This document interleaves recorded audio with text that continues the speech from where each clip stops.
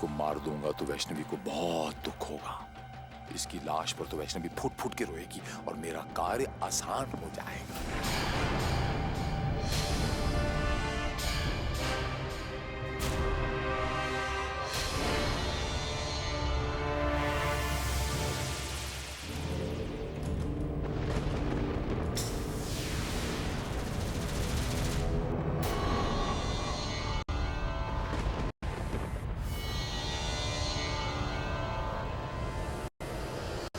माँ जी है ना आप वैष्णवी की? वैष्णवी आपकी माता जी तो गई। आपको इसे मरा हुआ देखकर बहुत दुख होगा। आपके अथरू बहेंगे। जब आप रोएंगी तो मैं आपका वध कर दूंगा और अमर हो जाऊंगा। मैं अमर हो जाऊंगा। अपने अंत के लिए तैयार हो जाओ शील कुमार। तुमने कुल्हाड़ी अपने पैर पर नहीं, गले पर मारी है। महाराज, ये तो आपकी आवाज है। गुरुदेव, ये आप क्या कह रहे हैं गुरुदेव? संयम सिर्फ वैष्णवी को नहीं, तुम्हें भी अपनी भावनाओं पर रखना था। तुम अपने क्रोध के आवेश में आकर ये भूल गए कि तुम्हारे पास केवल एक ही हत्या शेष थी जो अब तुम खर्च कर चुके हो। अरे ये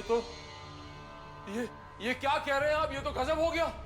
अरे मेरे इतने सालों की तपस्या पूरी पानी में मिल जाएगी। ये तो गजब। अब मैं क्या करूं? अब कुछ नहीं हो सकता। तुम ये रण हार चुके हो।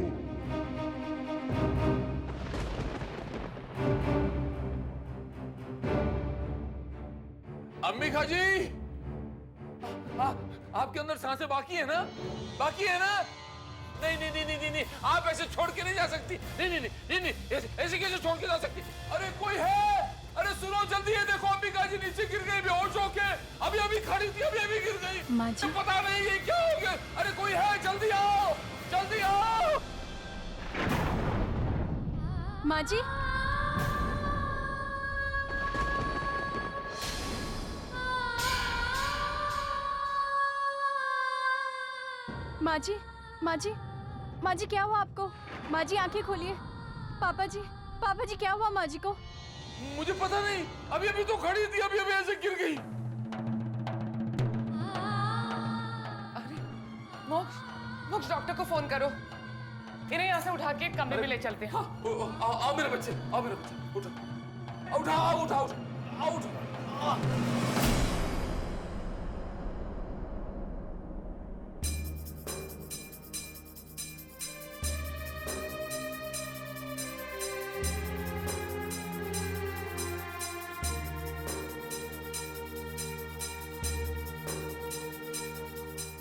भाभी आंखें खोलिए भाभी। ये बड़ी माँ को अचानक क्या हो गया?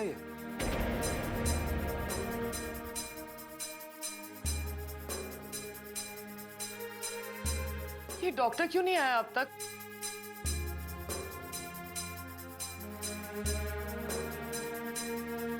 भाई साहब,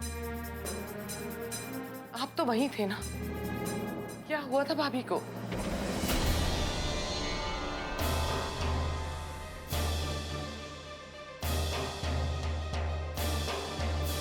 क्या बताऊं? एकदम से भली चंगी खड़ी थी, वो चक्कर आ गया, गिर गई। मैं क्या बताऊं? एकदम से गिर गई, एकदम से वो खड़ी थी, वो गिर गई।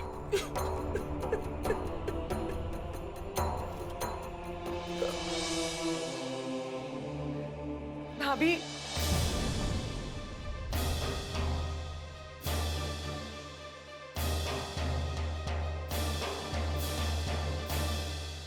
बड़ी माँ, अंबिके, ए माता रानी, तेरा लाख लाख शुक्र, तूने मेरी अंबिका को ठीक कर दिया। बस मुझे और क्या चाहिए जिंदगी में। वाह वाह वाह, हे भगवान।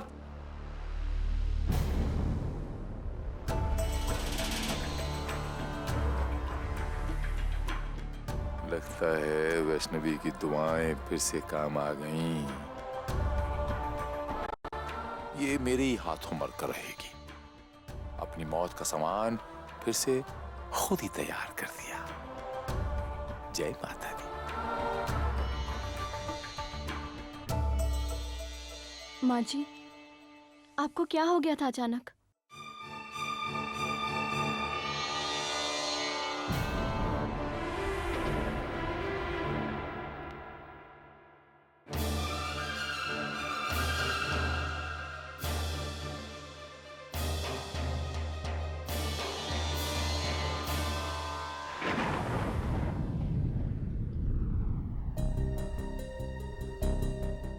कुछ नहीं बेटा,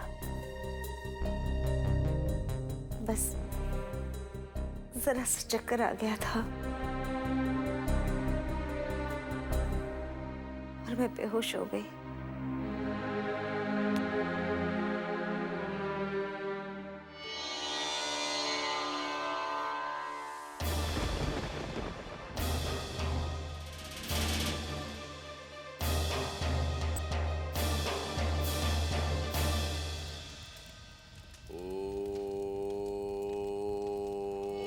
ग्राम ग्रीम ग्रोम साय गुरुवाय नमः। ओम ग्राम ग्रीम ग्रोम साय गुरुवाय नमः। इतिहास गवाह है गुरुजी, जब से इस धरती का निर्माण हुआ है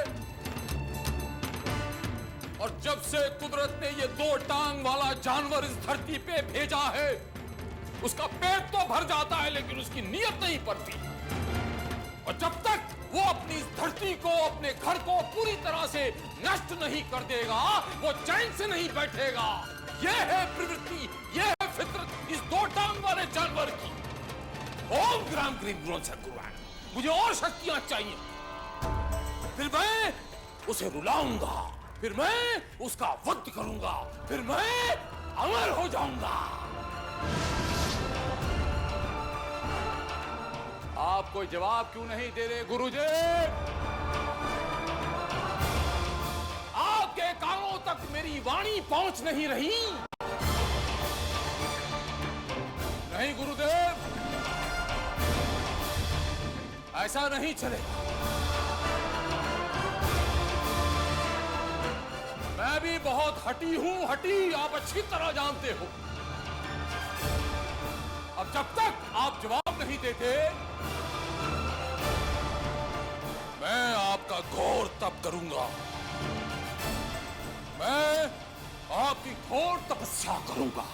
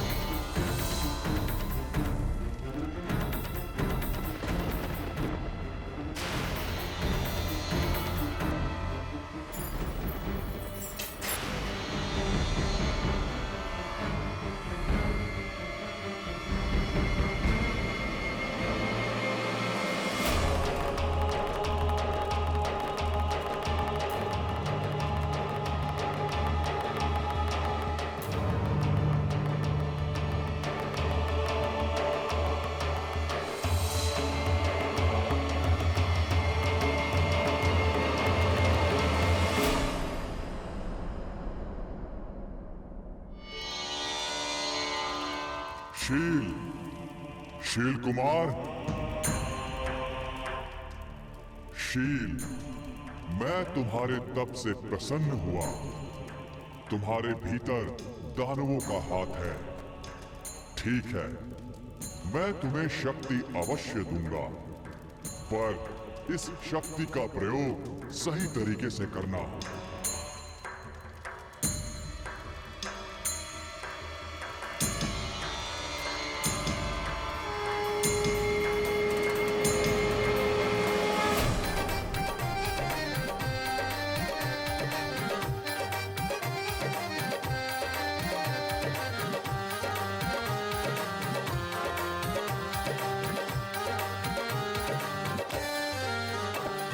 ढोल मृदंग बाजे झूम रहे हैं सारे, मैया की पूजा से होते मनोरथ पूरे। चारों तरफ है गूंजे मैया के जयकारे, जयकारे जयकारे जयकारे। अम्बे रानी के लगाओ जयकारे, जयकारे जयकारे जयकारे। शेरा वाली के लगाओ जयकारे।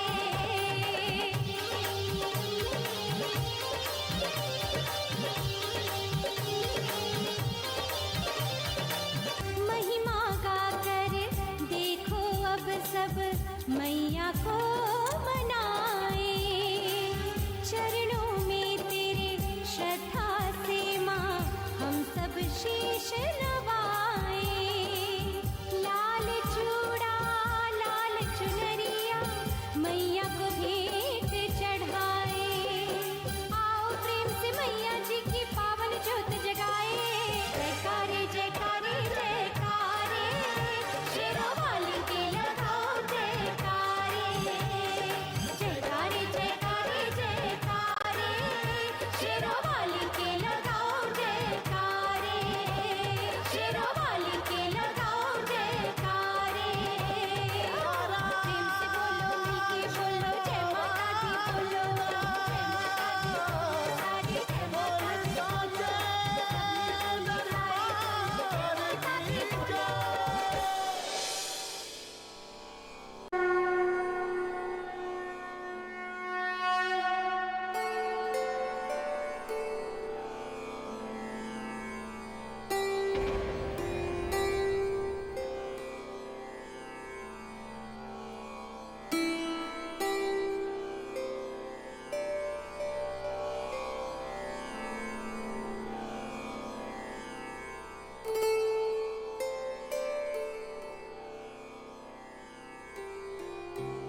बेटा, अपना दायां हाथ आगे करो।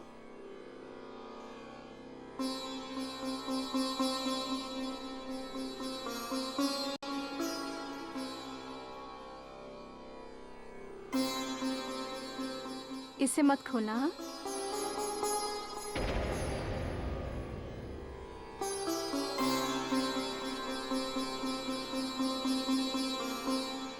चाची, आज आप मुझे स्कूल से लेने आएगी ना? हाँ बेटा, आज मैं आपको स्कूल से लेने जरूर आऊंगी। चलो अब स्कूल जाओ।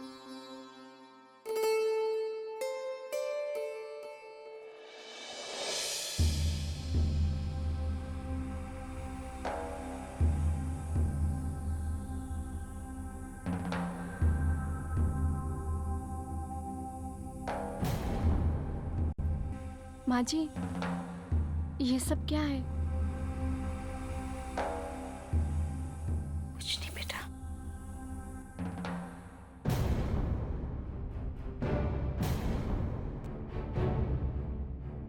और ये आपके गले में निशान कैसा है?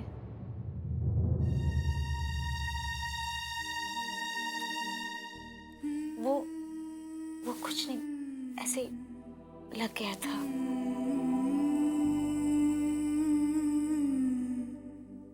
माँ जी, आपने ये सफेद रंग की साड़ी क्यों पहन रखी है?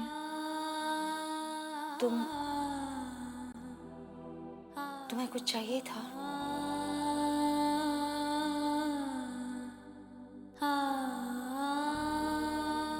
माँ जी, वो मैं आपको ये आरती देने और नीचे माता की चौकी के लिए बुलाने आई थी।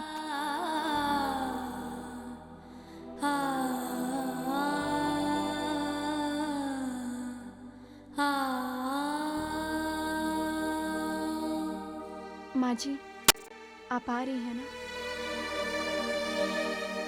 नहीं बेटा, तुम जाओ, मेरी तबीयत ठीक नहीं है।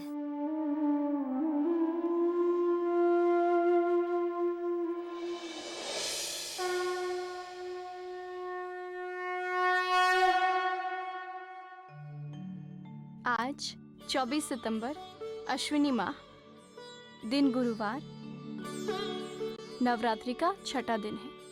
आज के दिन माँ दुर्गे के छठे रूप कात्यायनी के नाम से जाना जाता है। माँ कात्यायनी ने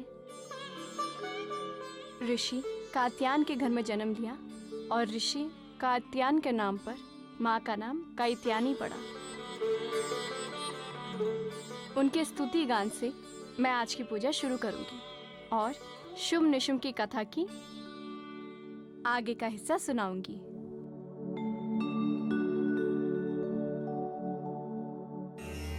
चंद्रहासो ज्वलकरा शार्दुर्लवरवाहना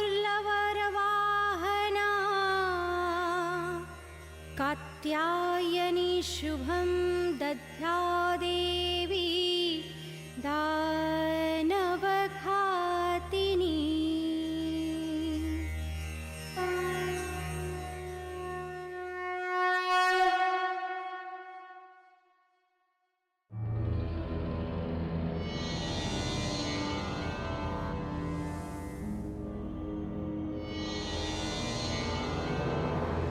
महाबलवान समझने वाले चंडमुंड माता चामुंडा के हाथों युद्ध भूमि में मारे जाने के बाद कुरुक्षेत्र में घायल सिपाही अपने अपने जान बचाकर शुभ निशुम के पास जाते हैं।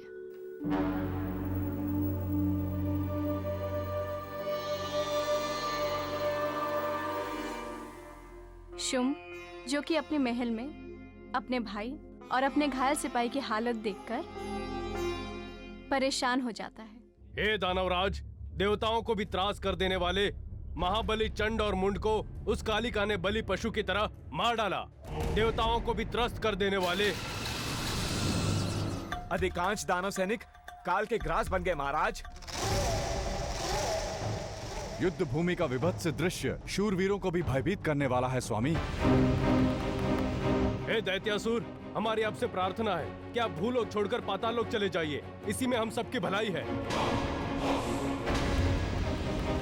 वो अकेली काली समस्त दानवों का भक्षण कर सकते हैं महाराज। हे दैत्यासुर, दानव कुल के सर्वनाश पर वो निष्ठुर स्त्री आपको मिल भी गई तो वो आपको सुख देने वाली नहीं है। महाराज, मुझे तो लगता है कि वो स्त्री आप सहित समस्त दैत्य कुल का नाश करने आई है। आप उस स्त्री से युद्ध ना करें महाराज, इसी में हम सभी दैत्यों की भलाई है।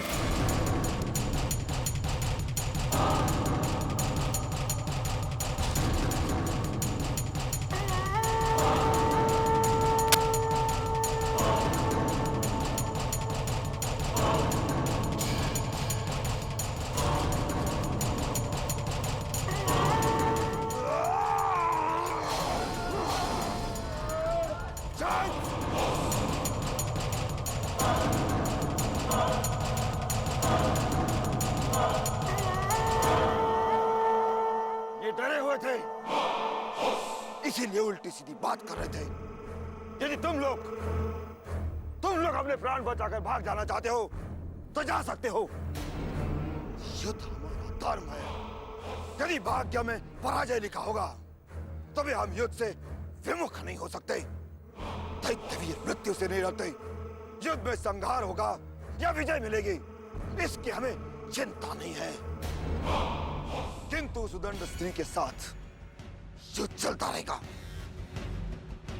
और वो युद्ध हम स्वयं करेंगे, स्वयं। नहीं महाराज,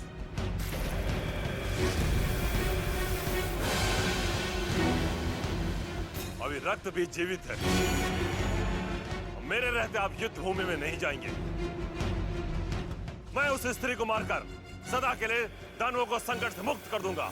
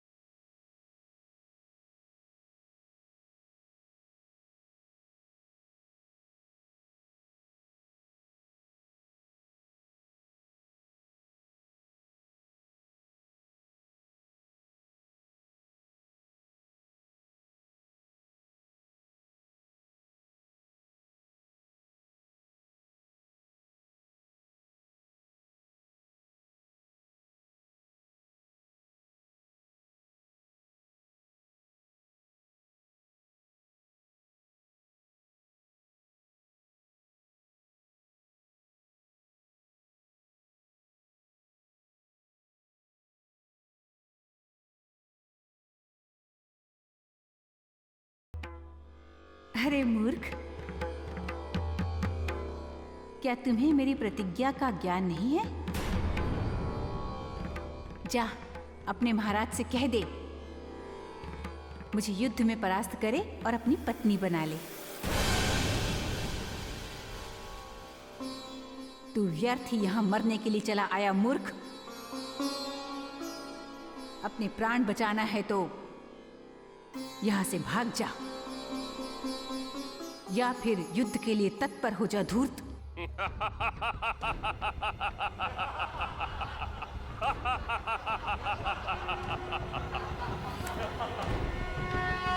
तेरी यही इच्छा है तो ले संभाल मेरा वार।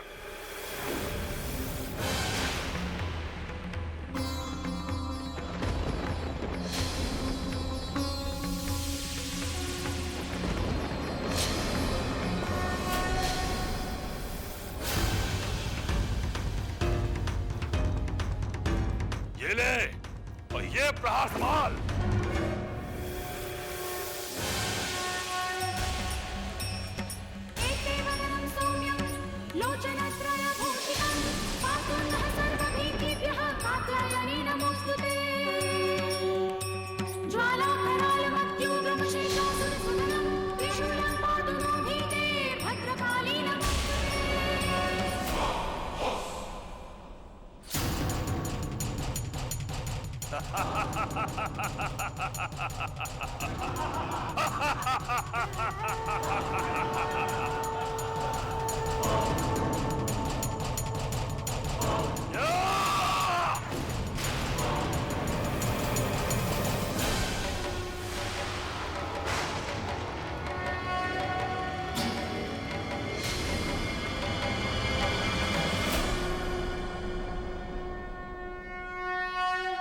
समूह आक्रमण।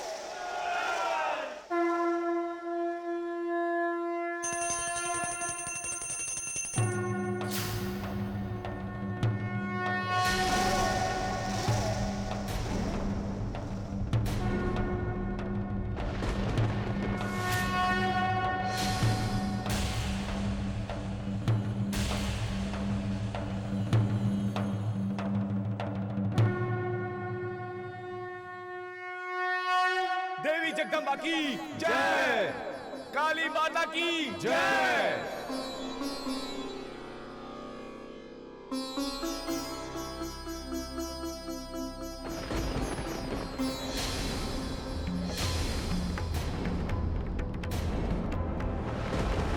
देखते क्या हो, आक्रमण।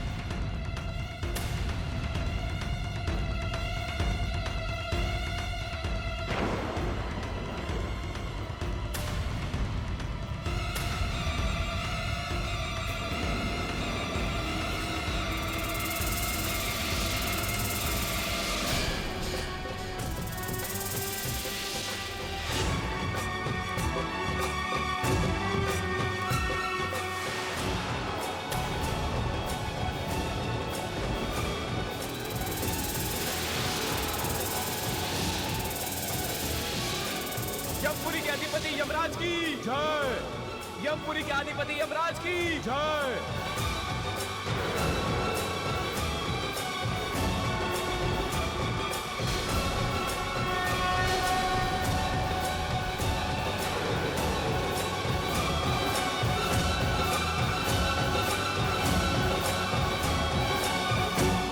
काली, मैं तुझे जीवित नहीं छोड़ूंगा।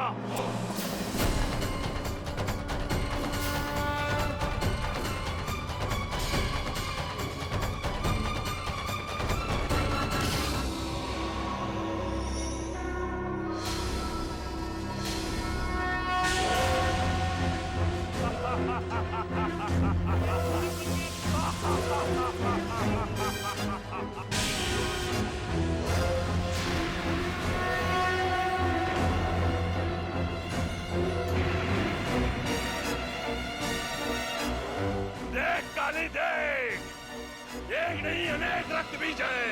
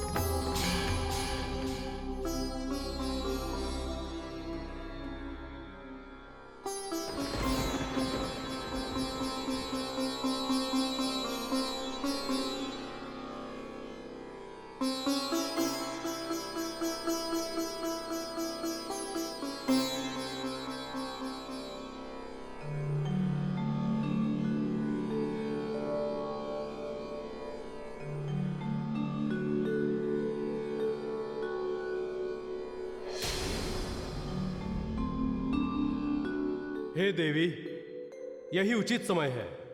शीघ्र ही इस दानव का नाश करके संसार में धर्म की स्थापना कीजिए।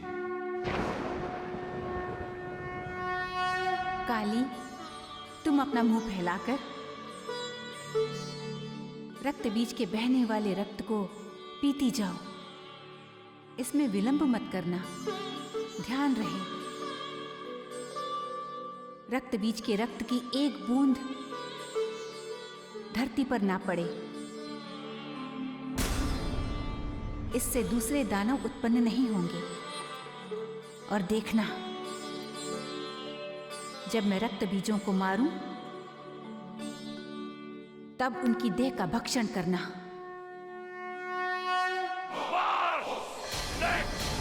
कितने रक्त बीज!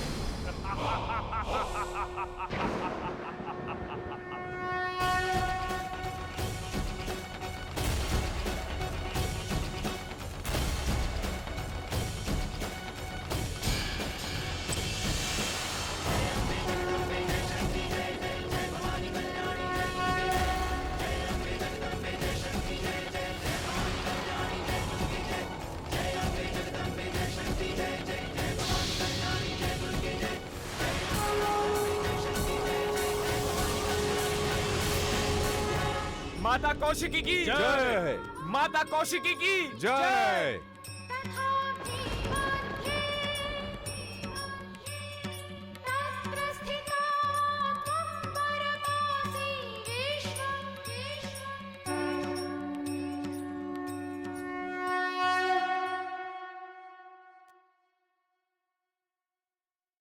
अरे, आज मुझे इतनी देरी कैसे हो गई?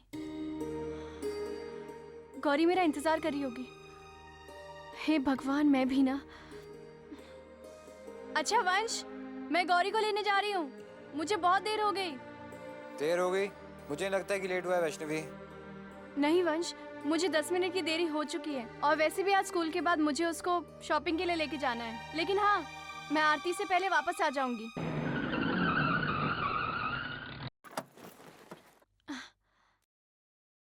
तुम रुको, मैं अभी आती हूँ।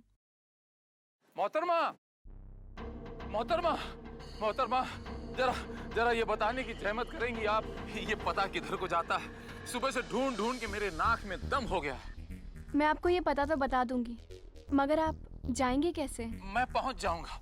मैं इस शहर से अच्छी तरह से वाकिफ हूँ, हर गली को पहचानता हूँ। अब इतनी सारी गलियां हैं, थोड़ा सा कंफ्यूज सा हो गया हूँ। जरा मदद कर दीजिए।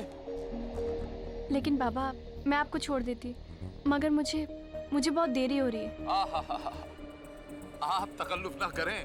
फिर भी ये सुनकर ये तो आज यकीन हो गया कि इस दुनिया में थोड़ी बहुत तो अच्छाई बाकी है। बस बता दीजिए, मैं चला जाऊं। जी ठीक है।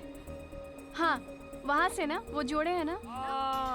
अच्छा, तो आप कहना चाहती हैं वो जो रानी कलर के कपड़े पहन के जो लड़की आ रही है, वो लड़की जो आ रही है उसके बगल में जो। हाँ वही, हाँ वहीं से। वहाँ से बाएं। हाँ जी, बिल्कुल बिल्कुल ठीक। हम चले जाएंगे। अल्लाह हाफिज। बाबा 1 मिनट।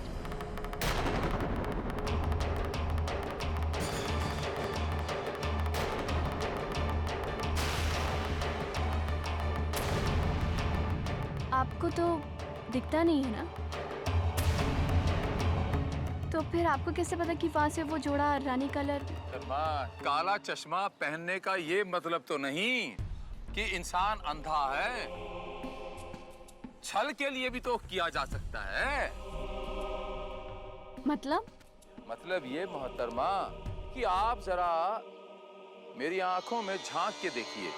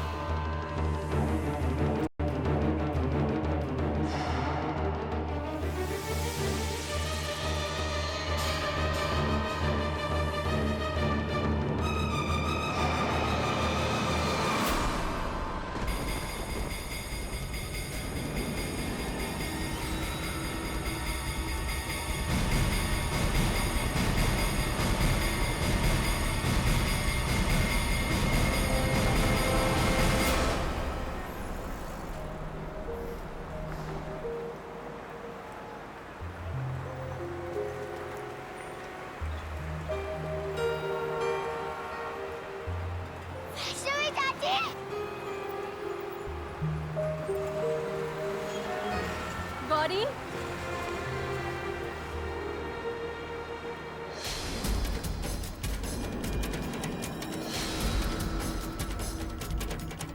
गौरी, गौरी रुको।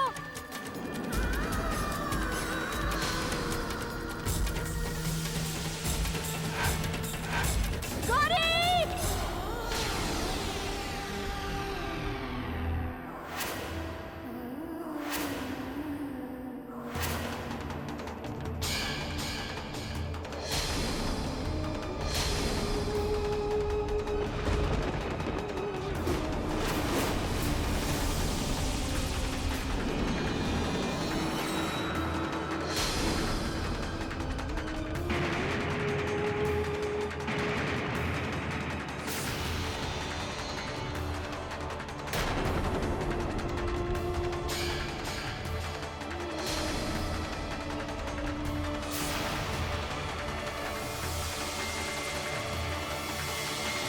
बेटा आंखें खोलो। गौरी,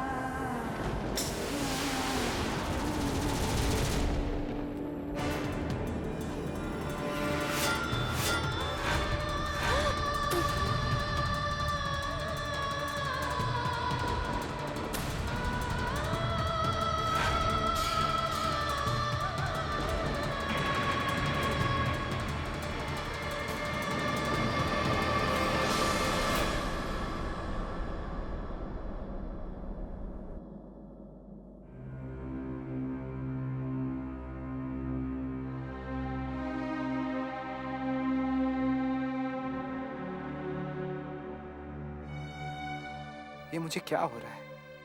क्यों ये बुरे सपने बार बार मुझे दिख रहे हैं? क्यों हो रहा है ऐसा? क्यों हो रहा है?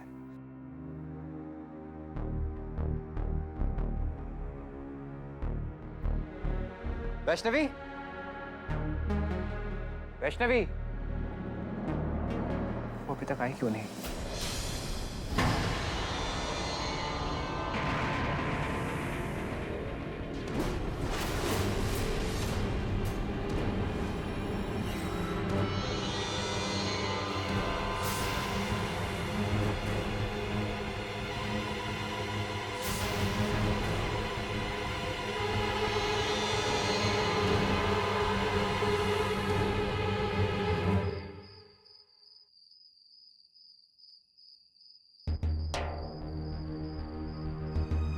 छोटी माँ, वैष्णवी अभी तक नहीं आई?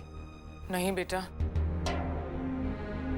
हेलो जी, मैं गौरी की चाची बोल रही हूँ। क्या वैष्णवी और गौरी आपके घर आई है? नहीं, नहीं आई। नहीं नहीं, कोई बात नहीं, थैंक यू।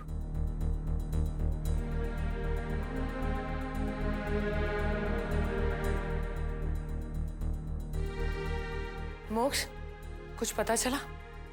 नहीं माँ, स्कूल वालों ने तो बताया कि गौरी छुट्टी होते ही वहां से चली गई थी।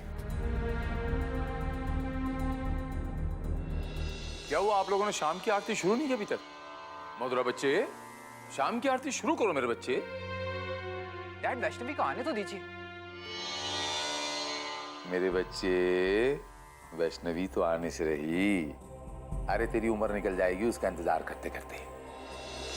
मेरे बच्चे, आपको इतनी सी बात समझ में नहीं आ रही कि समय पर आरती का होना जरूरी है या वैष्णवी का आरती में होना? ओके डैड, तो फिर कीजिए आप आरती, लेकिन मैं इस आरती में शामिल नहीं होऊंगा जब तक वैष्णवी नहीं आएगी।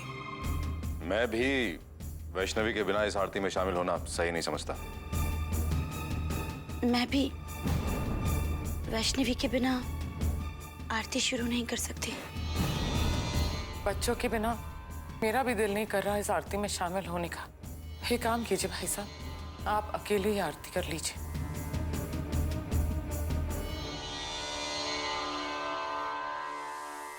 हाँ, मैं अकेले ही आरती कर लूंगा। जिसे रहना रहे, जिसे जाना जाए, जा सकता है। सब जा सकते हैं।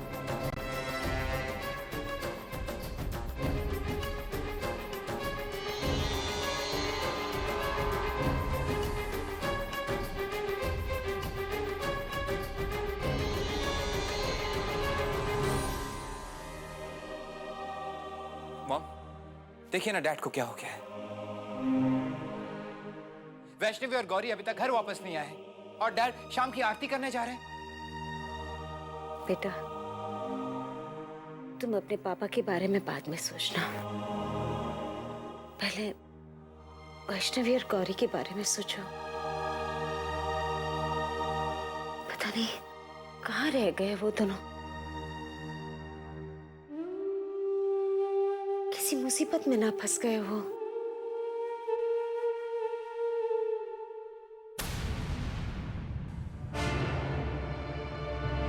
पापा जी,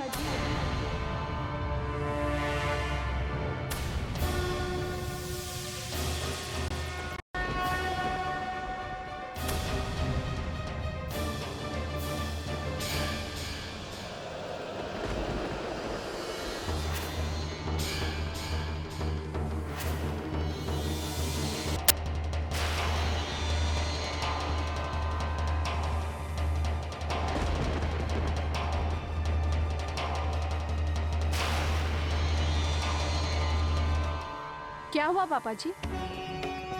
दुर्घटना तो गौरी का हुआ, मगर धक्का आपको क्यों लगा? वैसे पापा जी, आपने भ्रम तो अच्छा पैदा किया था, मगर आपकी चाल में थोड़ी सी कमी रह गई। अगर आप उस भ्रम में गौरी के माथे में टीका और उसके हाथ में कलावा बांध देते तो शायद मैं आपके भ्रम को सच मान लेती।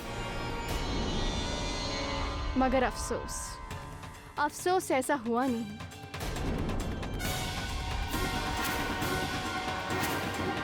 शील कुमार जी,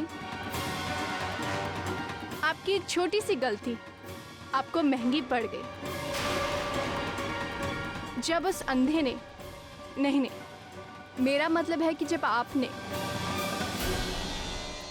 आपने मुझे अपने आंखों से चश्मा उतारकर सम्मोहित किया,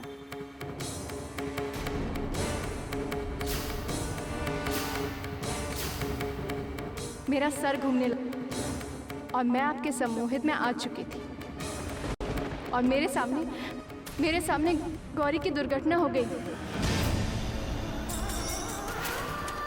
ये देख मैं उसके पास भाग कर गई और गौरी को अपने आंखों के सामने ऐसे हालात पर देखकर मेरी आंखों में आंसू आ गए।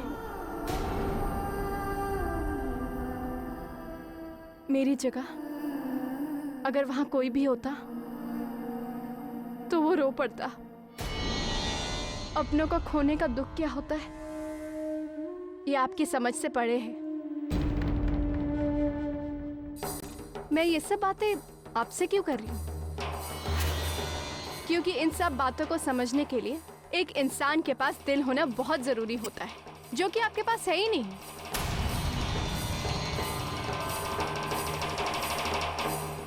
खैर, मैं कहाँ थी? हाँ, मैं रो रही थी और आपको लगा कि मैं कमजोर पड़ चुकी हूँ और तभी आप मुझ पर वार करने के लिए तैयार हो गए। और उसी वक्त मेरी नजर गौरी पर पड़ी। उसके माथे और उसके हाथों पे ना तो कोई कलावा था और ना ही टीका। मैं ये देख के कुछ देर के लिए हैरान हो गई।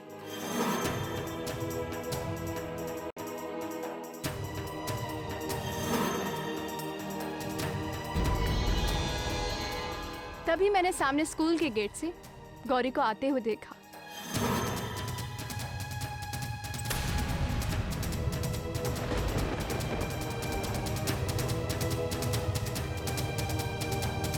और तब मैं सब कुछ समझ गई और ठीक उसी समय आपने मुझ पे पीछे से वार किया।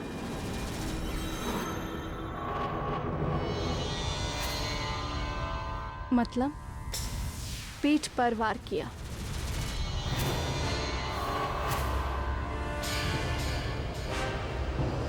वैसे पीठ पर वार करने को आप जानते हैं क्या कहते हैं?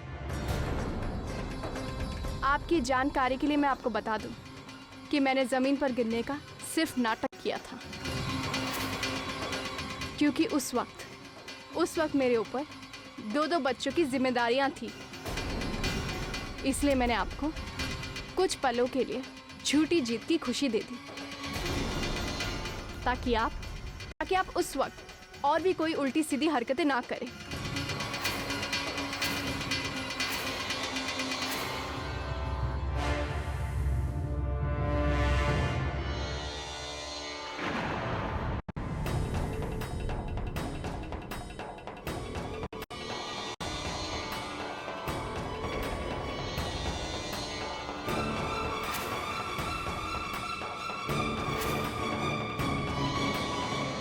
दादाजी कहाँ जा रहे हैं?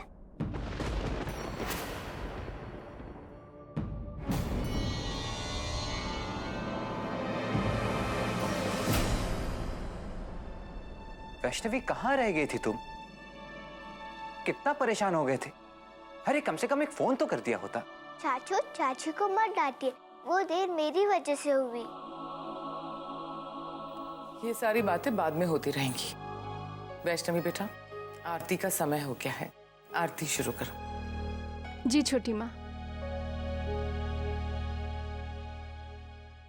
गरुड़ वाहिनी वैष्णवी त्रिकुटा पर्वत धाम काली लक्ष्मी सरस्वती शक्ति तुम्हें प्रणाम।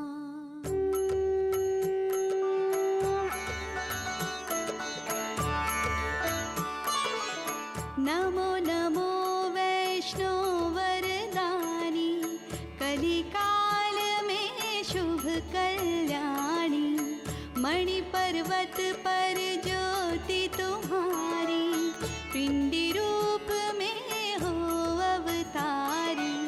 देवी देवता अंश दियो है, रत्नाकर घर जन्म लियो है।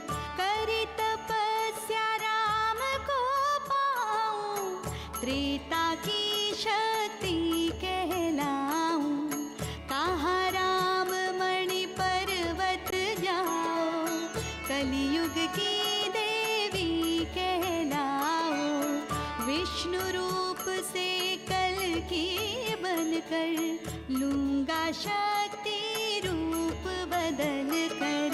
तब तक त्रिकुटा घाटी जाओ, गुफा अंधेरी जाकर पाओ।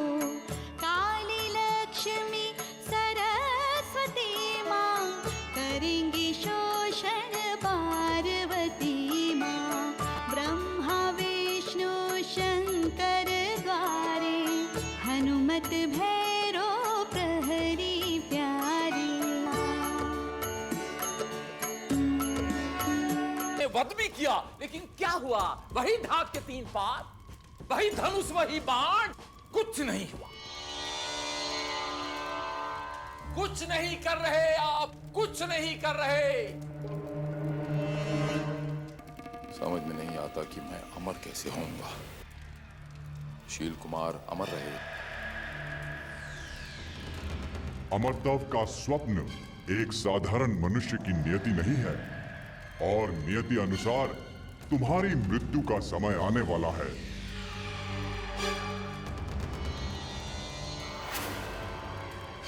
जो वैष्णवी के हाथों ही लिखी है।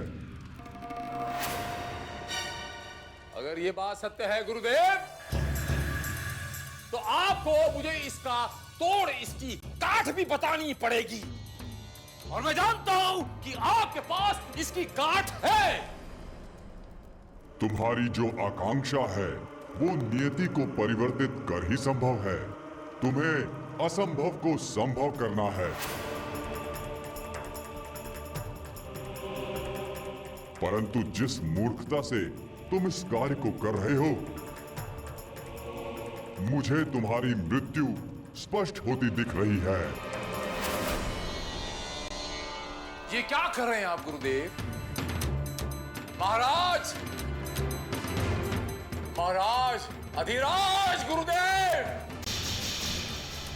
ये मुझे ऐसी बातें करके आप मुझे फ्रस्ट्रेट क्यों कर रहे हैं? आप मुझे रास्ता बताते हैं कि मैं फिर से अपनी आई पे आ जाऊं। तुम्हारी मूर्खता ही तुम्हारे गर्त का कारण बनेगी। बस, मैं आपकी और कोई बात नहीं सुनना चाहता। बस, बहुत हुआ, और ना ही आपकी मुझे जरूरत है। कृपा करके जाइए, जाइए। अब जो करेगा शील कुमार स्वयं अपने बूते पे करेगा।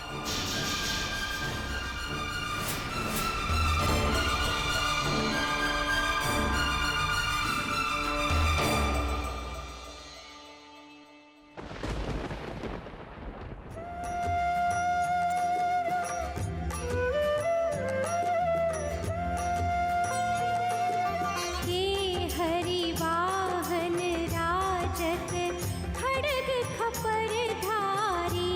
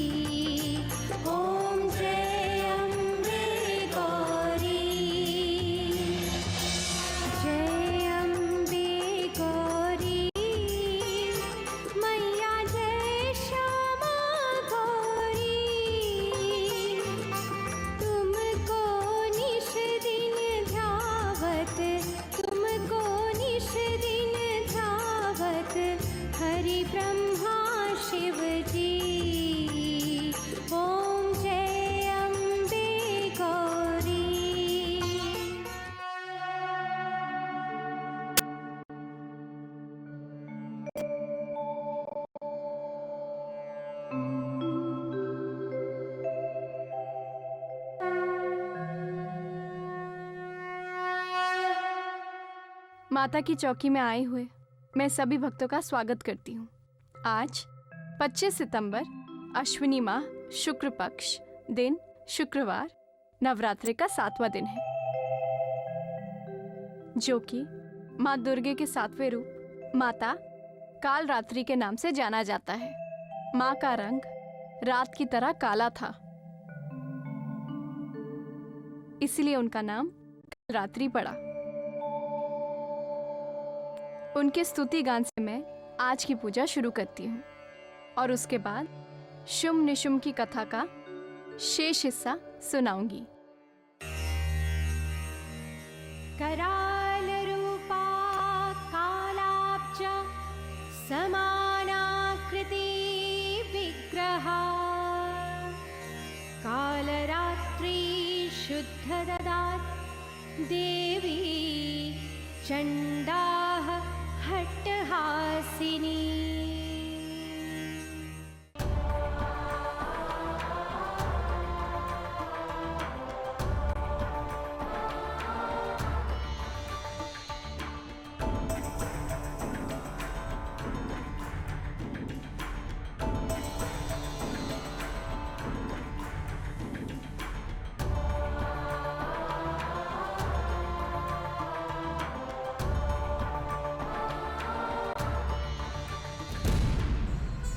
शुम्भ निशुम्भ के ताकतवर सेनापतियों के मारे जाने के बाद भी उन्होंने माता से हार नहीं मानी।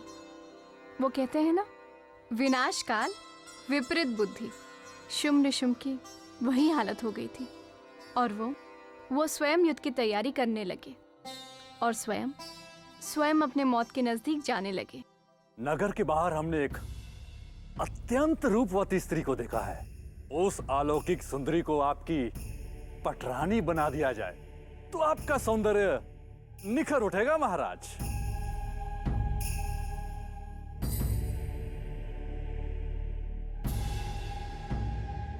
भ्राताश्री, हमारे वीर योद्धा सुग्रीव मारे गए, सेनापति धूम्रलोचन मारे गए, समस्त सेना भी मारी गई। महाबली दैत्य चंड और मायावी मुंड जैसे दैत्य भी युद्ध में हताहत हो गए। फिर भी आप चुपचाप बैठे हुए हैं, क्यों? एक साधारण स्त्री के लिए समस्त दैत्य समाज की बलि दे रहे हैं आप। नहीं निशुम्भ, नहीं, उसे साधारण मत कहो। वो असाधारण है, अद्भुत है, महाशक्तिशाली है। उसका रूप, यौवन और पराक्रम की जितनी गाथा सुन रहा हूं, मेरा आकर्षण उसके प्रति और बढ़ता जा रहा है। परंतु कहीं आपका यह आकर्षण सेनापति रक्तबीज को भी? चुप रहो निशुम्भ। तुम महाबलशाली रक्तबीज से परिचित नहीं हो। रक्तबीज को वरदान मिला है कि उनके रक्त के जितने बूंद धरती पर गिरेंगे उतने ही रक्तबीज उत्पन्न हो जाएंगे। परंतु उस 10 हाथों वाली मायावी स्त्री से मुझे क्यों भय लग रहा है? निशुम्भ, जब तक मैं जीवित हूं तुम्हें भयभीत होने की आवश्यकता नहीं है। फिर तुम ये क्यों भूल रहे हो कि ब्रह्मदेव ने हमें वरदान दिया है, अमरता का वरदान। मैं नहीं भूल रहा हूं भ्राताश्री, आप भूल रहे हैं। ब्रह्मदेव ने यह भी कहा था कि कोई स्त्री, वो स्त्री हमारी होने वाली पत्नी है। वो मुझे कैसे मारेगी? मुझे मारकर वो वैधव्य को प्राप्त हो जाएगी। और तुम देख लेना, कल प्रातः काल से पहले रक्तबीज स्त्री को लेकर हमारे महल में पधारेंगे। भ्राताश्री, आप जैसा कह रहे हैं वैसा ही हो, पर यदि ऐसा नहीं हुआ तो हम दोनों भाई दैत्य समाज में मुंह दिखाने लायक नहीं रहेंगे। तुम सदैव विपरीत बातें करते हो। ये सोचो, यदि ऐसा हो गया तो कैसा होगा? ऐसी विलक्षण स्त्री का पति बनना अपने आप में कितनी गौरव की बात है। तक हुए युद्धों का परिणाम अत्यंत दुखदायी है।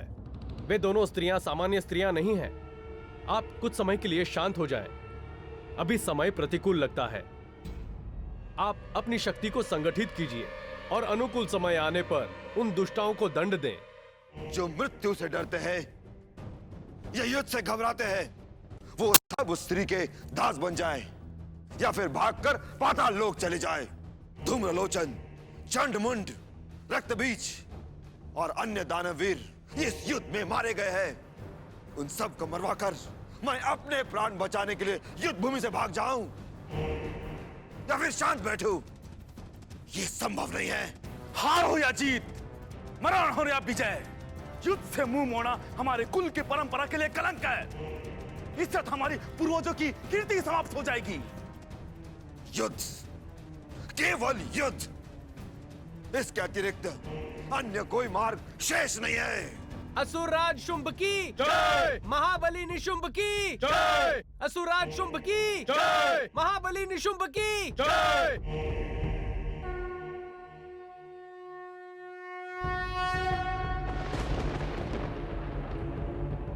दैत्यराज शुंभ निशुंभ की जय, दैत्यराज शुंभ निशुंभ की जय।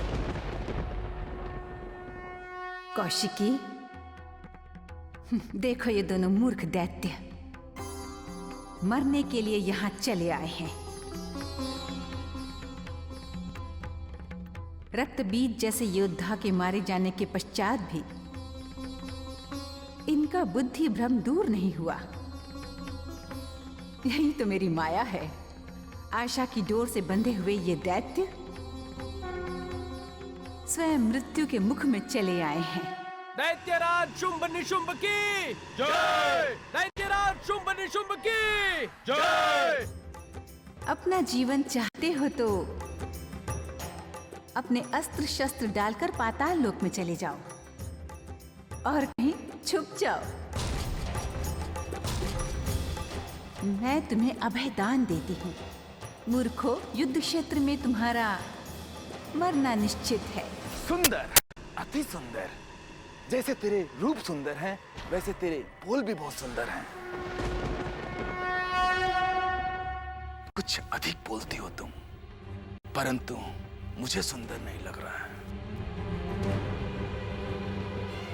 सैनिकों, इस कुरूपे ने तो अपना परिचय दे दिया है, अब तुम अपना परिचय दो। आगमन!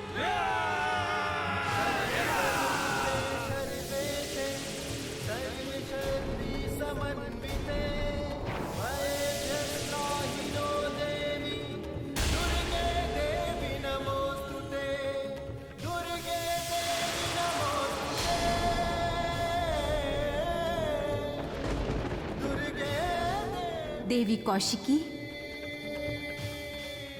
अब हमें ध्वनि प्रहरण करना चाहिए।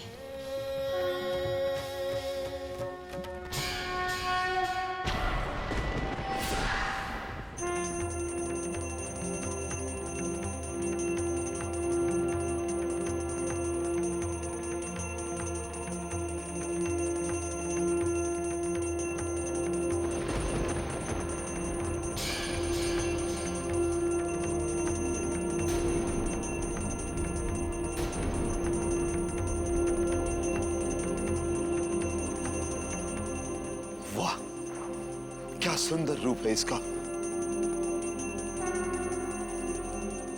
सौंदर्य और शक्ति का यह अद्भुत संगम पहली बार देखा है।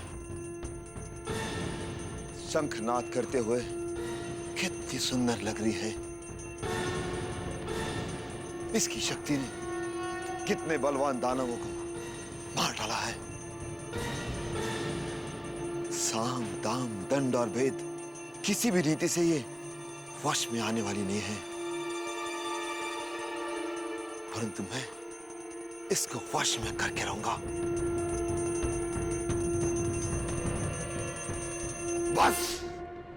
बस हो गया। जानता हूं कि तुम शक्तिशाली हो, किंतु इस समय तुम अपनी बुद्धि से काम नहीं ले रही हो।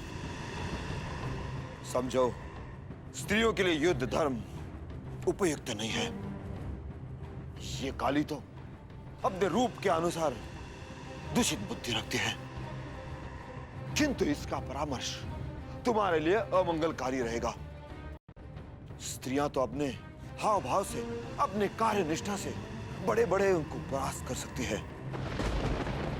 हे कमल नयनी, युद्ध कार्य तुम्हारे रूप और तुम्हारे यौवन के विरुद्ध है, और मेरे लिए भी तुम जैसे सुंदरी पर प्रहार करना शोभा नहीं देता। काम वासना से ग्रस्त मूर्ख, तेरा विवेक नष्ट हो गया है, इसलिए मूर्खतापूर्ण बातें कर रहा है। तू काली से ही युद्ध कर ले, ये तुझे यमलोक पहुंचाने के लिए पर्याप्त है।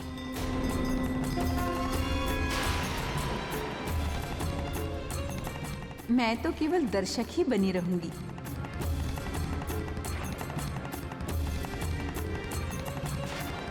कालिके, तुम्हें कुरूपा कहने वाले इस मूर्ख को मार दो। भ्राताश्री से पहले मुझसे युद्ध करना पड़ेगा। मूर्ख, मेरी तलवार तेरे गले तक पहुंचे तब तक अपने को जीवित समझ। अब तेरे लिए यमराज के घर जाने का समय आ गया है।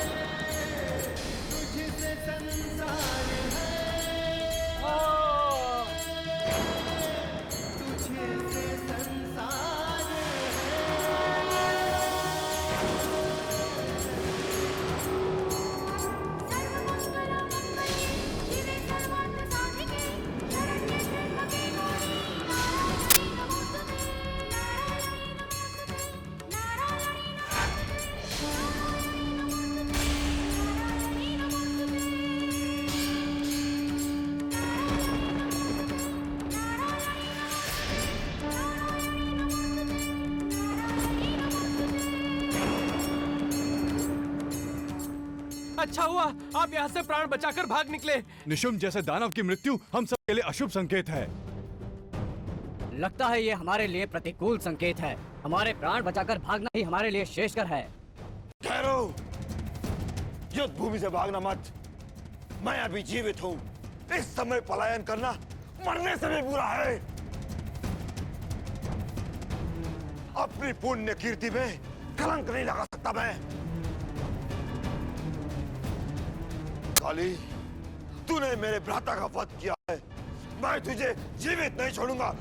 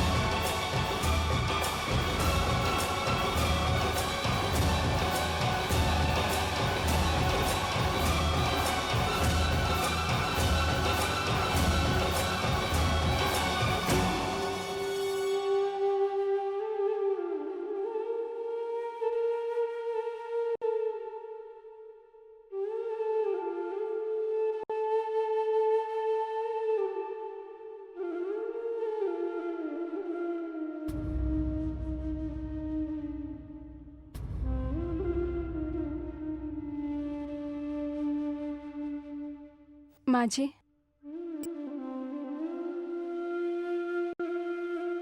आरती।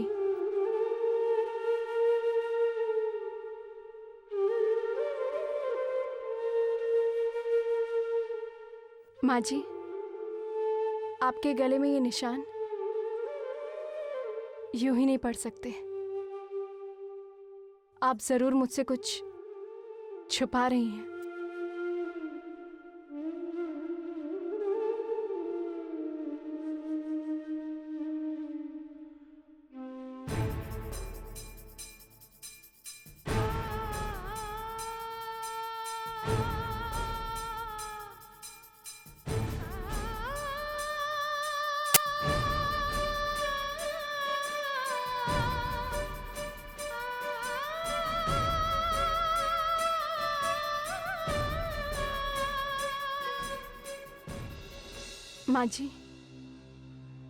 माँ जी बताइए ना कि आखिर आपके साथ क्या हुआ है।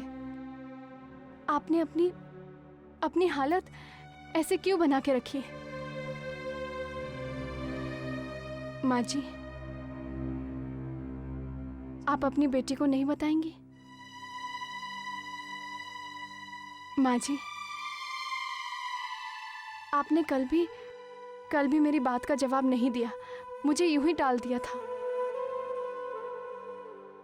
लेकिन माँ जी,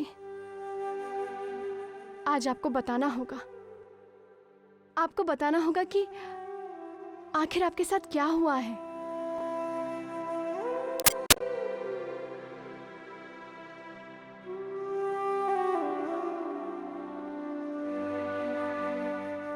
माँ जी बताइए ना, ऐसे चुप मत रहिए,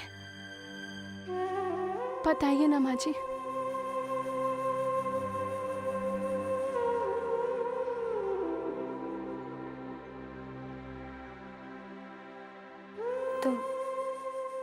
तुम मेरी चिंता मत करो और अपने आप को बचाओ।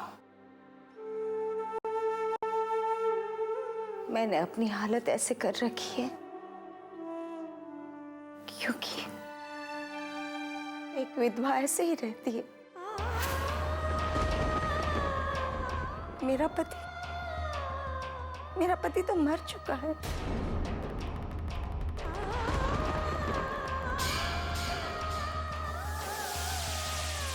वो शील कुमार जो इस घर में है ना, वो एक हैवान है। वो मेरा पति नहीं हो सकता।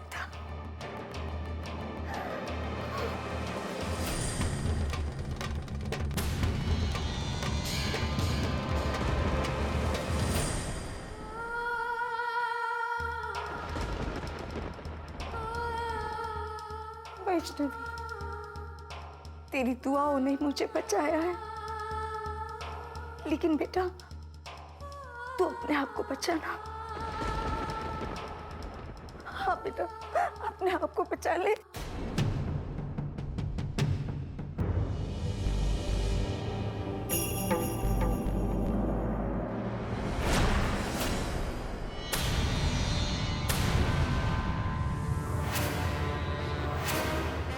आपको घिन नहीं आती?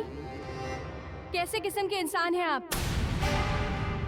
आपने मुझे मारने के लिए अपनी बीवी को ढाल बनाया।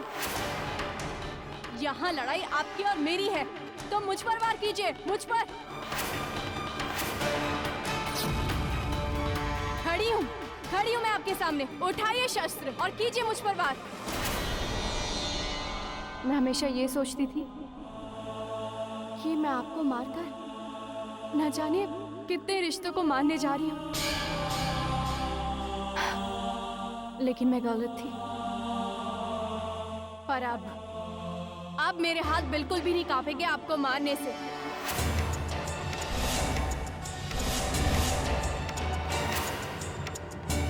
अब आपको मरना ही होगा।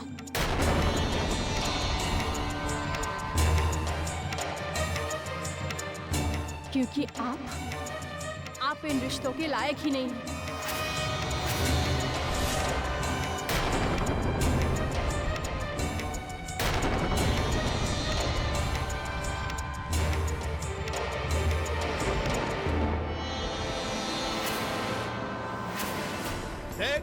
शय पे क्या हो रहा है यहाँ धरती पे, वरना ये बिद्दे भर की छोकरी, दो कौड़ी की लड़की आज ये मेरे सामने इतना बड़ा मुंह खोल रही है। इसकी औकात क्या है? इसके हाथों से मरने से अच्छा खुदकुशी कर लूंगा, खुदकुशी। ये क्या कर रहे हो शील कुमार? समाधि लगा रहा हूं गुरुवर। इस समाधि में मैं इच्छा मृत्यु का वरदान प्राप्त करूंगा और अपने प्राण त्याग दूंगा अपनी इच्छा से। तुम्हें इसकी अनुमति नहीं है। भाड़ में गई आपकी अनुमति। मुझे किसी की अनुमति की कोई आवश्यकता नहीं। शील कुमार को किसी की अनुमति की आवश्यकता नहीं है। मैं समाधि में बैठकर अपने प्राण त्याग रहा हूं। रोक सको तो रोक लो।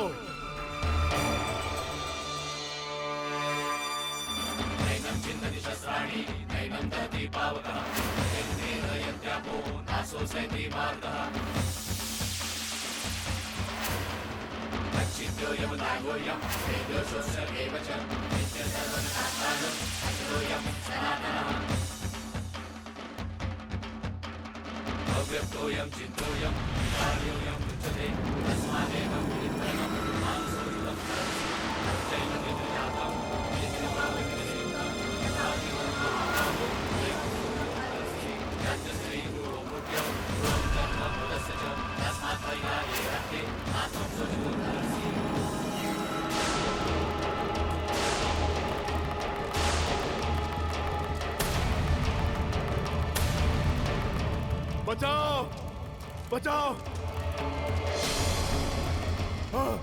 अरे घर में कोई है? ये, अरे ये क्या हो गया? आग! बचाओ, बचाओ। आग लग गई। अरे बचाओ, बचाओ। वैष्णवी, अरे मेरे बच्चे, देखो तुम ही मुझे बचा सकती हो। तुम माता रानी की बेटी हो। तुम पे माता रानी का हाथ है। तुम ही मुझे बचा सकती हो। मुझे बचाओ। ये आग पता नहीं कैसे लग गई। मुझे पता नहीं था। बचाओ, बचाओ। पापा जी, आपको क्या लगता है कि मैं फिर से एक बार आपके भ्रम में आ जाऊंगी? ये भ्रम नहीं है मेरे बच्चे, मेरे बच्चे, ये भ्रम नहीं है। ये मैंने तपस्या करने के लिए ये मोमबत्तियां जलाई। मुझे क्या पता था ये मोमबत्तियां मेरी ही चिता की आग बन जाएंगी। मुझे बचाओ।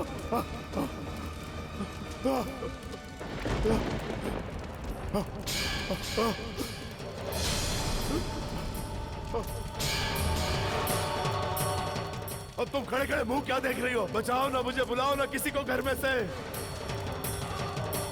पापा जी, पता नहीं क्यों, लेकिन मुझे आपके ऊपर तरस ही नहीं आ रहा। अरे मेरे बच्चे, वंश, वंश, अरे वंश, वंश, अरे घर में कोई है? अरे मेरे बच्चे, ये आग बढ़ती जा रही है। कुछ करो मेरे बच्चे, ये आग बढ़ती चली जा रही है। मेरे साथ साथ पूरा घर जल सकता है, लोग मर सकते हैं। जल्दी करो। पापा जी, ये आग आपकी लगाई हुई है। इसमें सिर्फ आप जलेंगे, आप, कोई और नहीं। इस आग में सारा घर जल सकता है। ये आग मेरी नहीं है, ये आग सत्य की है। ये अध्यात्म की आग नहीं है। मेरे बच्चे सुनो तो। वैष्णवी, अरे मेरे बच्चे सुनो, सुनो।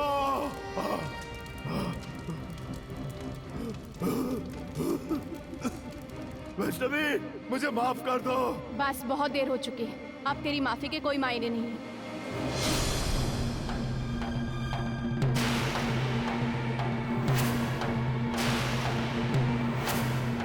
ये तुम ऐसे किससे बात कर रही थी? बोलो वैष्णवी, तुम इस तरह किससे बात कर रही थी?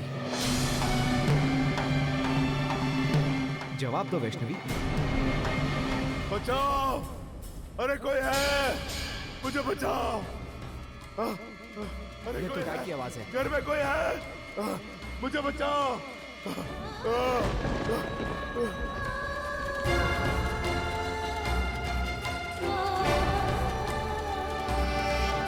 बचाओ, अरे घर में कोई है? डैड! वंश! वंश, मुझे बचाओ! ये आग कैसे लगी डैड? मुझे नहीं पता बेटा। अरे भैया! मैं चल जाऊंगा। कोई है? डैड! डैड! वंश, आप अंदर मत जाइए, आप रुक जाइए, आप जल जाएंगे। वंश, वंश नहीं। जल्दी आओ भैया! माँ!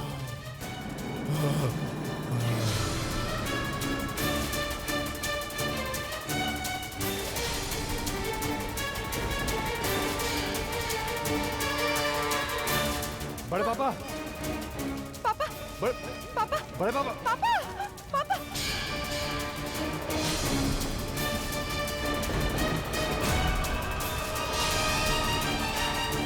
वंश, वंश, वंश।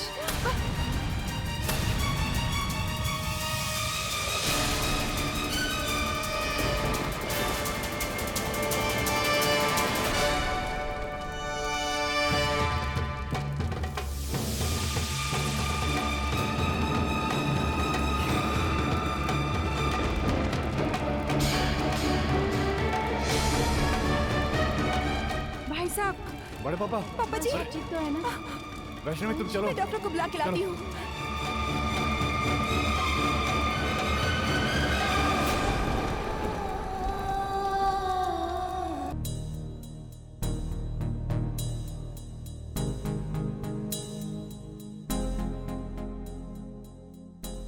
इनकी हालत नाजुक है, कुछ भी कहना मुश्किल है। आप जल्दी से एम्बुलेंस बुला लीजिए। एम्बुलेंस? इन्हें तुरंत हॉस्पिटल ले जाना बहुत जरूरी है, वरना इनका बचना बहुत मुश्किल है।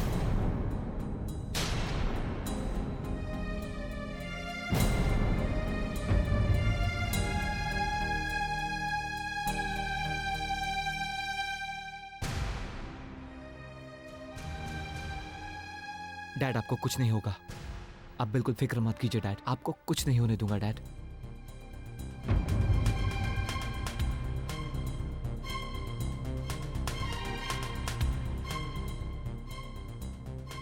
डैड, एम्बुलेंस भी आ गई है, सब ठीक हो जाएगा।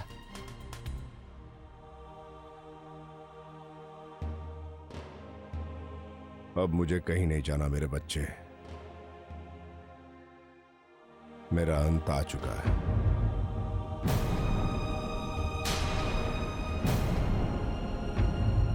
मुझे यही इसी घर में मरने दो। आप कैसी बातें कर रहे हैं डैड? आपको कुछ नहीं होगा। जो होना था वो हो चुका मेरे बच्चे। मेरे पास अब ज्यादा वक्त नहीं है। डैड, आपको कुछ नहीं होगा, कुछ नहीं होगा आपको। तो जिद मत कर मेरे बच्चे। वैष्णवी को मेरे पास बुला, मैं उससे कुछ बातें करना चाहता हूं। वैष्णवी,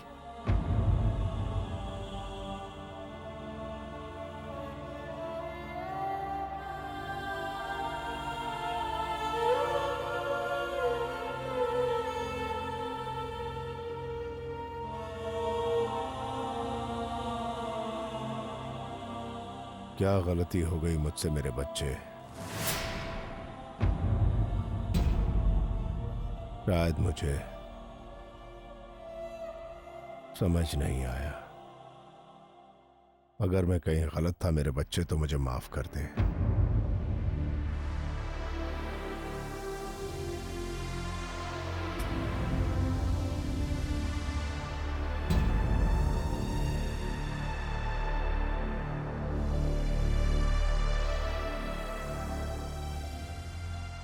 डॉक्टर साहब, आप हॉस्पिटल से प्लीज सारे जरूरी सामान यही मंगा लीजिए। डैड का इलाज यहीं होगा। जी।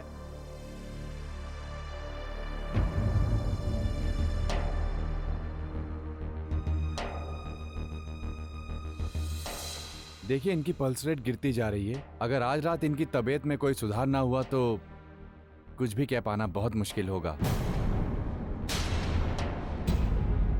आप लोग भगवान से प्रार्थना कीजिए, आई होप सब अच्छा होगा। अगर इनकी हालत में कोई सुधार होगा तो मैं आप लोगों को बुलवा लूंगा, प्लीज।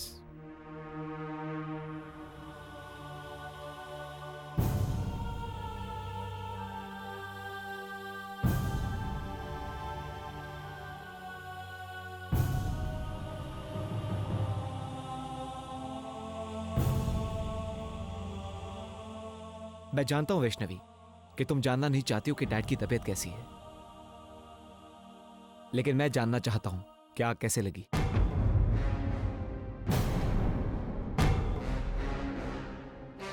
मैं तुमसे कुछ पूछ रहा हूं वैष्णवी, जवाब दो।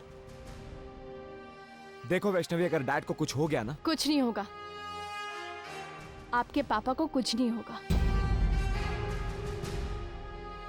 मेरे पापा?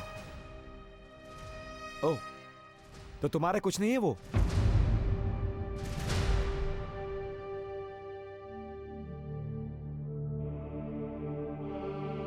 नहीं वंश, वो मेरे कुछ भी नहीं है।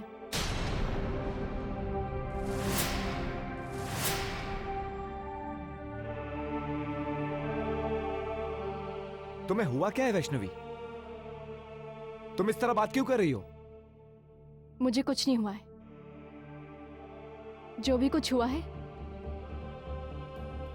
वो मैं आपको नहीं बता सकती। मेरे अंदर हिम्मत नहीं है, मगर फिर भी आपको जानना है तो जाकर माँ जी से पूछिए।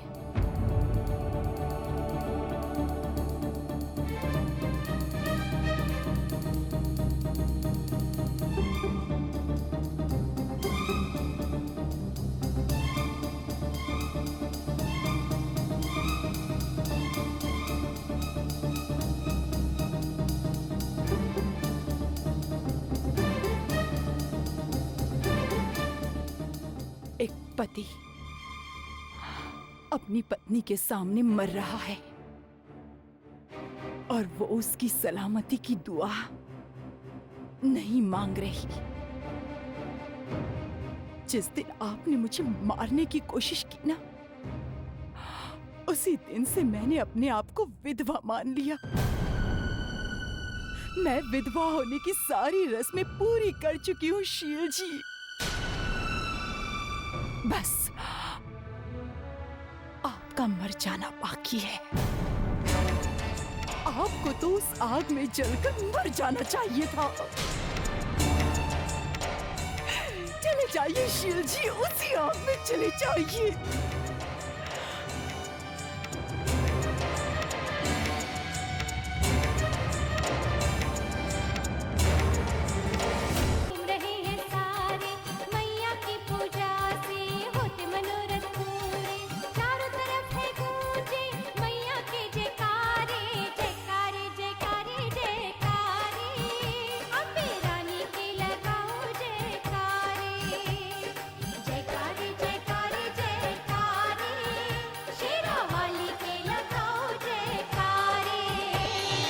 ड्रामेबाजी बड़ी अच्छी कर लेते हैं आप लोग। आप लोगों को पता है ना कि आप लोगों को क्या करना है? जी आप उसकी बिल्कुल फिक्र मत कीजिए।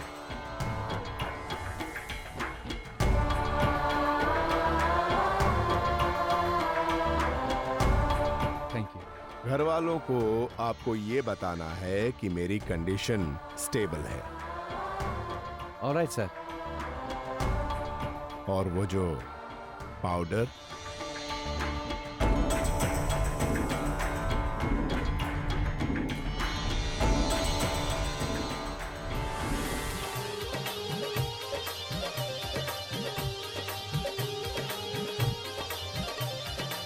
माथे मुकुट सजा है माँ के चरणों में अमृत धारा। नौ रूपों में नौ लीलाएं दिखलाती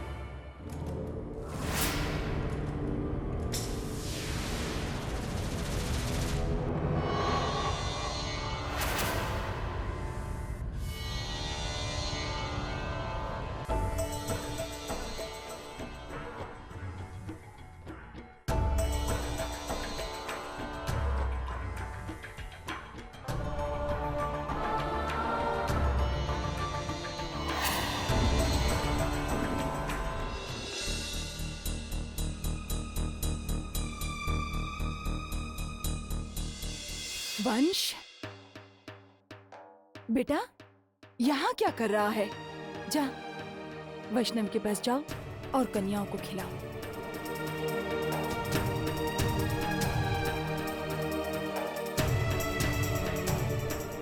क्या हुआ है बेटा?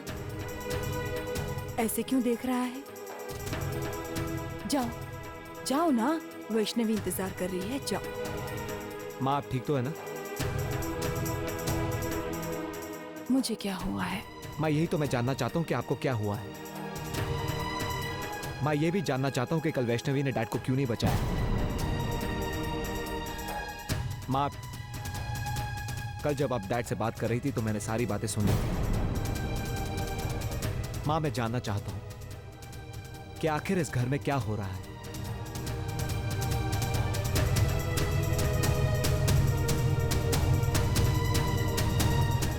बेटा मैंने और वैष्णवी ने जो भी किया, हमारी जगह तुम होते तो शायद तुम भी वैसा ही करते। मैं अभी तुमसे कुछ नहीं कह सकती, लेकिन वक्त आने पर मैं तुम्हें सब कुछ बता दूंगी। मगर बेटा तुम जाओ, वैष्णवी तुम्हारा इंतजार कर रही है। मैं ख्याल रखूंगा।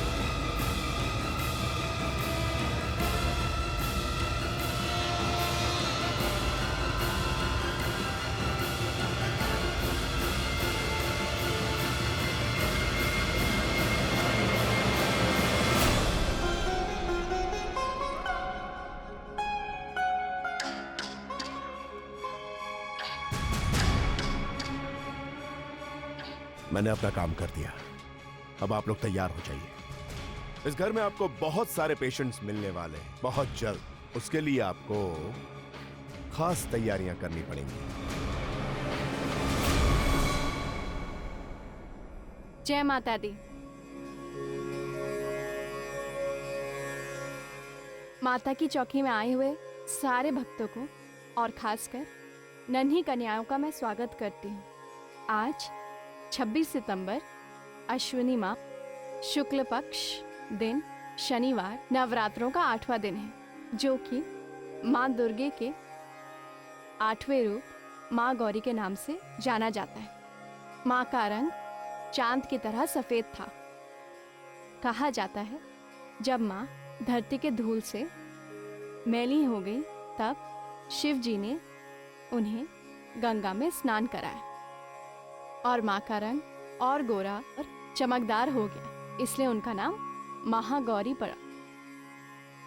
उनकी स्तुति गान से मैं आज की पूजा शुरू करती हूँ।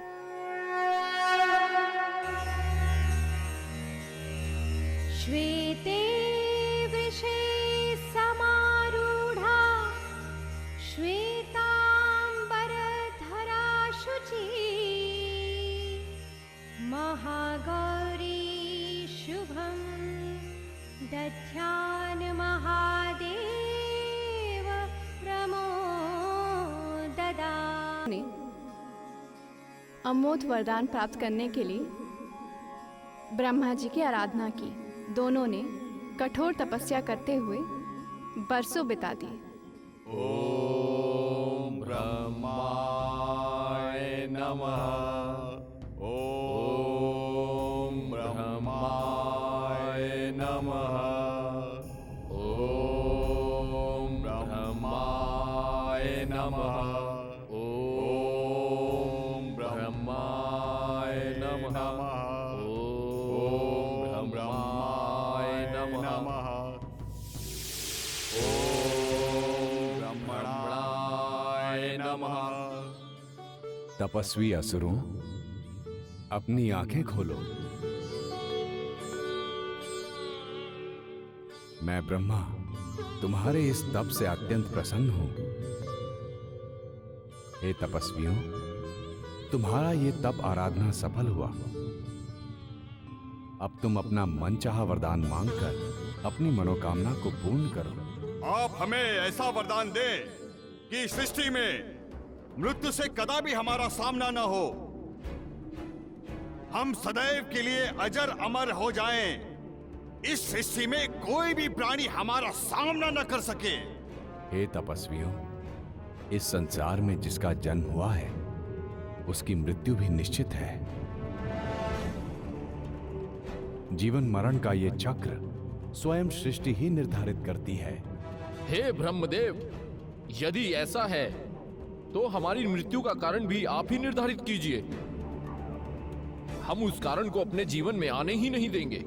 तुम दोनों की मृत्यु संसार में जन्मे किसी भी प्राणी के हाथों नहीं होगी और ना ही तुम किसी के हाथों परास्त होगे। परंतु यदि तुमने अपनी कुदृष्टि किसी भी सती स्त्री पर डाली तो वही तुम्हारे विनाश का कारण बनेगी। हे ब्रह्मदेव, हम ऐसी भूल जीवन भर नहीं करेंगे। हाँ, हम किसी भी स्त्री को अपने पास भी नहीं फटकने देंगे। हे असुरों, मेरे द्वारा दिया गया ये वरदान कभी निष्फल नहीं होगा, परंतु आप दोनों अपनी इस प्रतिज्ञा पर अटल रहना। जो आज्ञा ब्रह्मदेव। तथास्तु। ब्रह्मदेव की जय हो। विरदल और उत्पल ने ब्रह्मा जी से वरदान प्राप्त कर अपने आप को अजर अमर समझने लगे।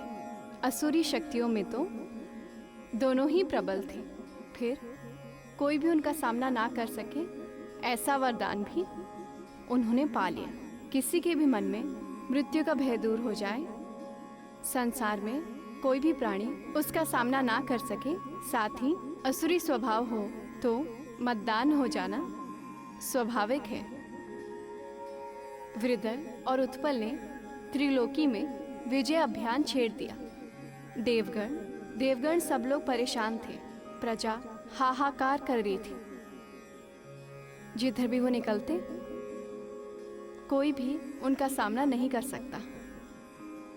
दुखी देवता ब्रह्मा जी के पास पहुंचे।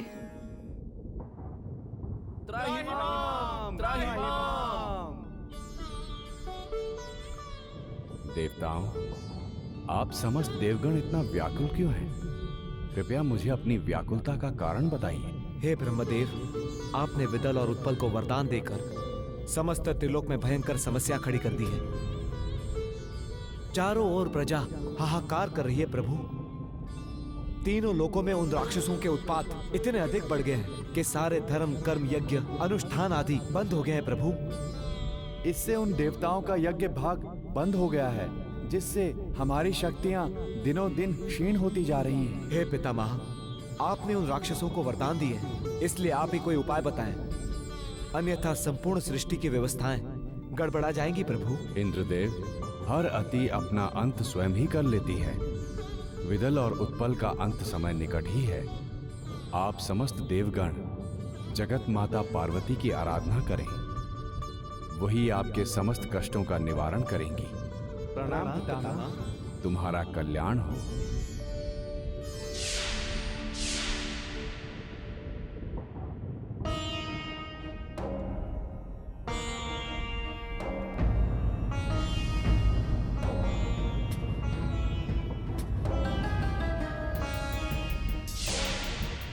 नारायण नारायण। प्रणाम मुनिवर। नारायण नारायण। देवताओं, दुष्ट राक्षसों के अंत का समय निकट ही है। आप सब माँ गौरी की आराधना निष्ठा पूर्वक करते रहे। और अब आप सबकी कार्य सिद्धि के लिए मैं यहाँ से प्रस्थान करता हूँ। प्रणाम मुनिवर। नारायण नारायण।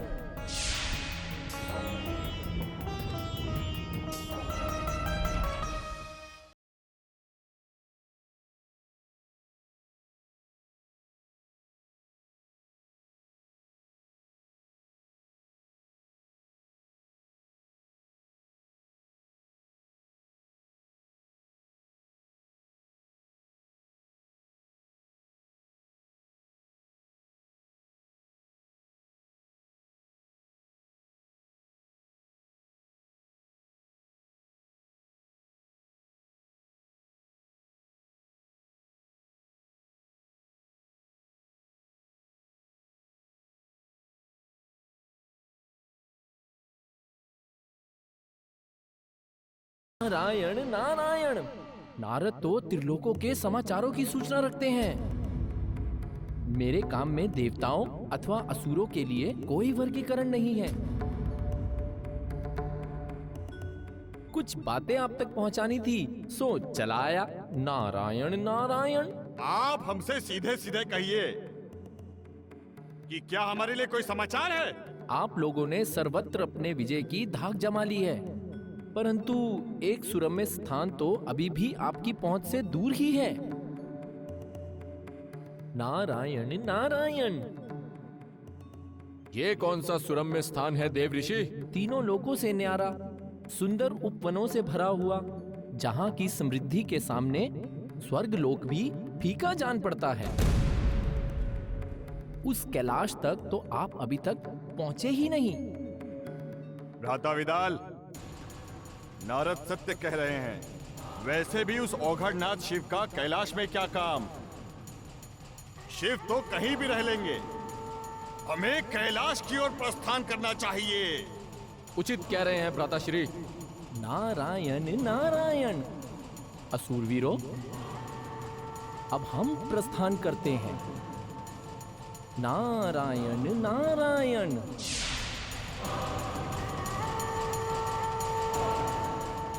औघड़नाथ, हम आ रहे हैं। सावधान औघड़नाथ!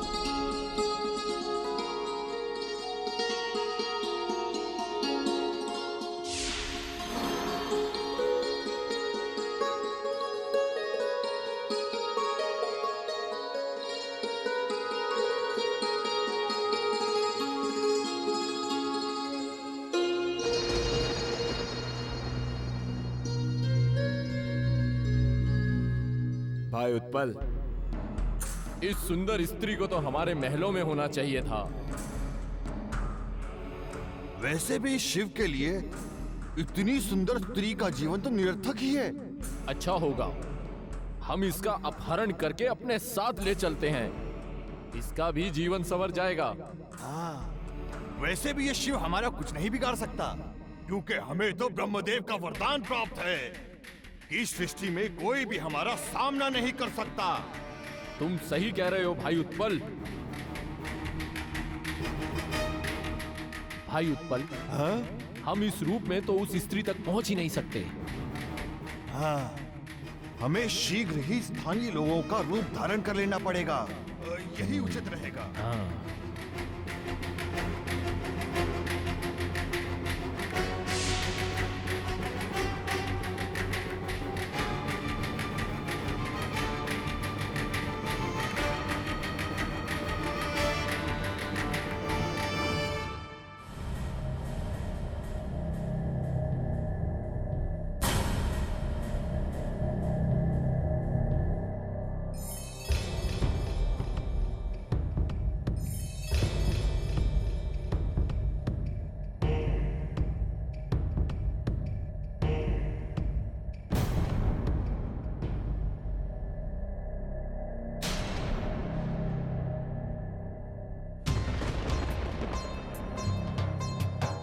पार्वती, सावधान। ये दो राक्षस हमारे सेवक बनकर गणों के वेश में यहाँ आए हैं।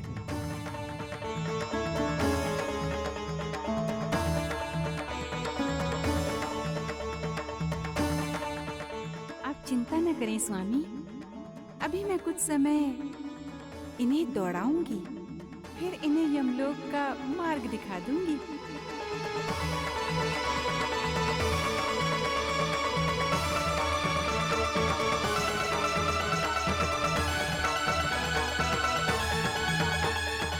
प्रणाम माते। शिव, आप लोग यहाँ क्या कर रहे हो?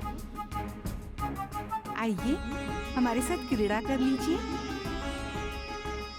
ये लीजिए, इस कंदूक को लेकर आइए।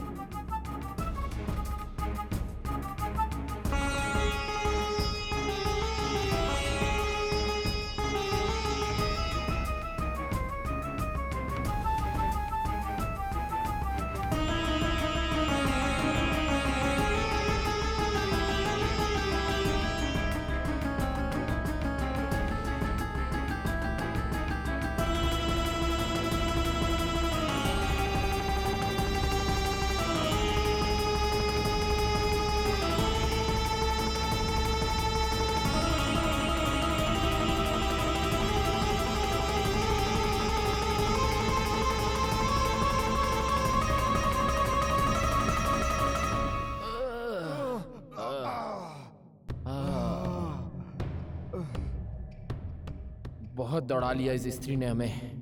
भ्राता, मैं भी थके चूर हो गया हूँ। यदि इसी तरह हम दौड़ दौड़ कर इसकी गेंद लाते रहे तो यहीं ढेर हो जाएंगे। अब बिना विलंब के इसका अपहरण कर लेना चाहिए। वैसे भी वो अघोर शिव उस ओर आंखें मूंदे बैठा है। यहां हमारा प्रतिरोध करने वाला भी कोई नहीं। मत भूलो भ्राता, हम लोग त्रिलोक विजयी हैं, त्रिलोक विजयी। तुम सत्य कह रहे हो भाई उत्पल। अब हमें शीघ्र अपना कार्य सिद्ध कर लेना चाहिए।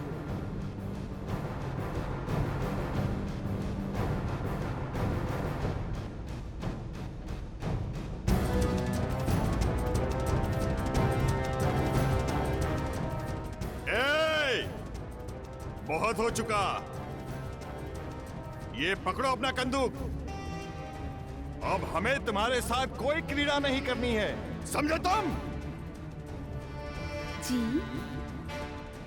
कैसे नहीं खेलेंगे? आपको खेलना पड़ेगा शिवगणों। ये लीजिए, अब इसे संभालिए।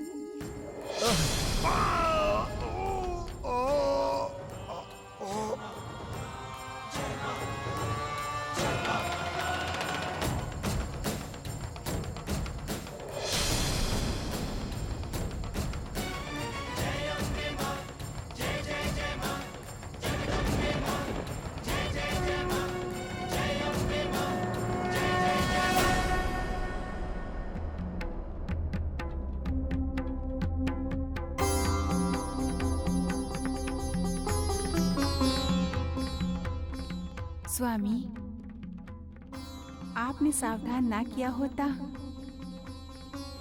तो ये राक्षस जाने क्या कर बैठते।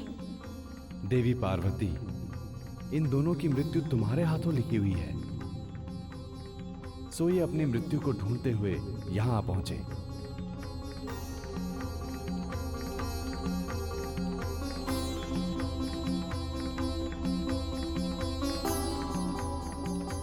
तो इस तरह माँ पार्वती ने विदल और उत्पल का वध किया और त्रिलोकी में शांति स्थापित की। जब जब कोई भी प्राणी, चाहे वो राक्षस हो या नर, अपनी मर्यादा का उल्लंघन करता है तो इसी प्रकार दिव्य शक्तियाँ उनका संहार करती हैं।